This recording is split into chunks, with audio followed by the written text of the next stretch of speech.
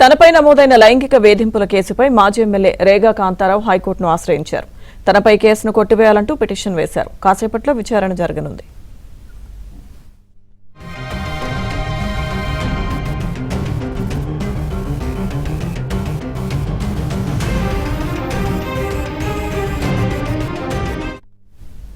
Interview పేరుతో flat కు పిలిచి లైంగిక దాడి చేశారని, పెళ్లి చేసుకుంటానని నమ్మించి మోసం చేశారని ఓ బాధితురాలు ఫిర్యాదు చేసింది. ఈ ఫిర్యాదుతో పంజగుట్ట పోలీసులు కేసు నమోదు చేశారు.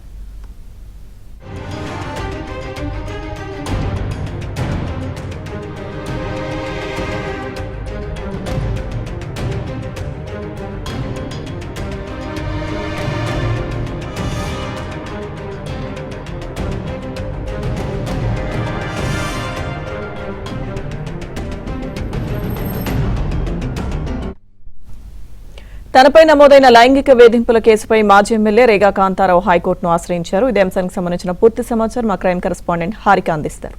హారిక,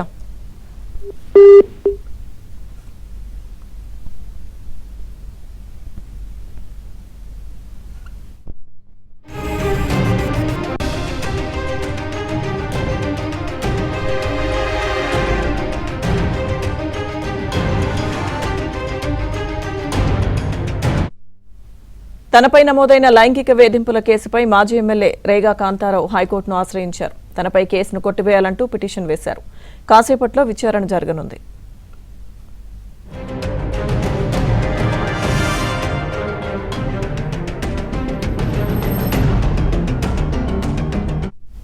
ఇంటర్వ్యూ పేరుతో ఫ్లాట్ కు పిలిచి లైంగిక దాడి చేశారని, పెళ్లి చేసుకుంటానని నమ్మించి మోసం చేశారని ఓ బాధితురాలు ఫిర్యాదు చేసింది. ఈ ఫిర్యాదుతో పంజగుట్ట పోలీసులు కేసు నమోదు చేశారు. పూర్తి సమాచారం మా క్రైమ్ కరెస్పాండెంట్ హారిక అందిస్తారు. హారిక,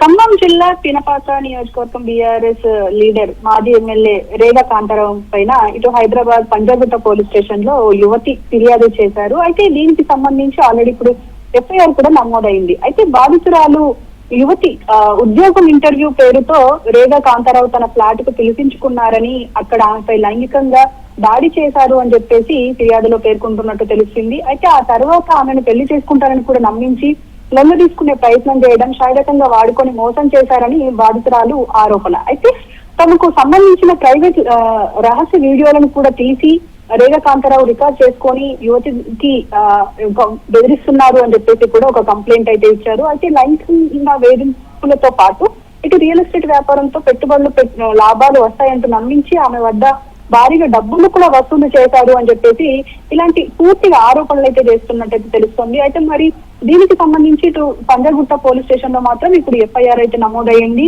ఇటు BNS 69 పెళ్లి చేసుకుంటారని తప్పుడు వాగ్దానాలు ఇచ్చి అమ్మాయిని మోసం చేసినందుకు, అదే విధంగా BNS 351(2) క్రిమినల్ వేధింపులకు పాల్పడడం, ఇలాంటివి ఇప్పుడైతే నమోదయ్యాయి. అయితే లైంగికంగా వేధించడం పాటు రియల్ ఎస్టేట్ వ్యాపారంతో పెట్టుబడులు పెడితే భారీ లాభాలు వస్తాయని చెప్పేసి డబ్బులు కూడా వసూలు చేశారన్నారు. కాబట్టి మరి ఎంతవరకు తీసుకున్నారు ఏంటి అనేది మాత్రం ఇంకా పూర్తిగా వివరాలు అయితే రాలేదు. మరి పూర్తి వివరాలు అంటే అమ్మాయి కూడా ఇంకా ఫోన్ లోకి అందుబాటులోకి రాలేదు. మరి ఏం జరుగుతుంది అనేది చూడాల్సిన పరిస్థితి అయితే ఉంది. ఒక పక్క మాత్రం ఇటు ఎఫ్ఐఆర్ అయితే నమోదయ్యింది.